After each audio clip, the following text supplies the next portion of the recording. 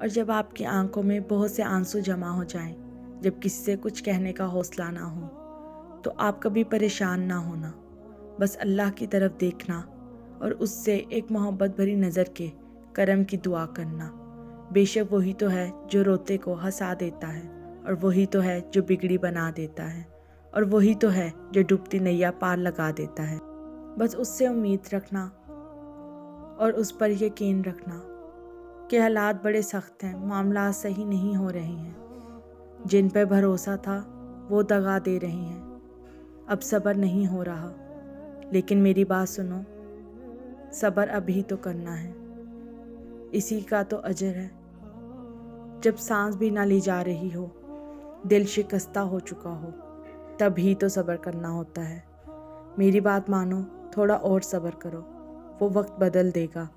ہمت نہیں ہارنی، وہ کہتا ہے کہ میں اپنے بندے کو تنہا نہیں کرتا، تو بس یقین کے ساتھ صبر کرو اور اس کے کہے پر ایمان لاؤ۔ خوشی ہو یا غم ہو، سب سے پہلے اللہ کو بتایا کرو۔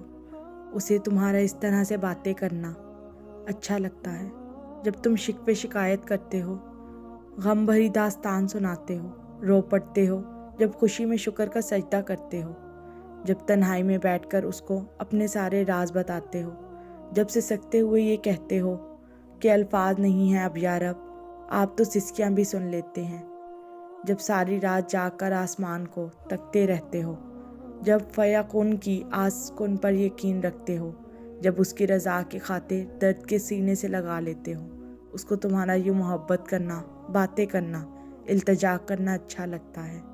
اور ایک وہی تو ہے جو تمہارا درد سمجھ سکتا ہے۔ تمہارا بکھرنا عارضی ہے، مگر اس کا تھام لینا مستقل ہے۔ تم نے خود کو خود ہی توڑ رکھا ہے، ورنہ وہ تو کب سے تمہیں جوڑنے کے لیے تیار بیٹھا ہے۔ تو تم ان کرچیوں کو اس کے پاس لے جاؤ، پھر وہ انہیں یوں سمیٹ دے گا جیسے پہلے کچھ ٹوٹا ہی نہیں۔ وہ دو جہانوں کو سمیٹ سکتا ہے، تو کیا تمہارے بکھرے پن کو وہ نہیں سمیٹ سکتا؟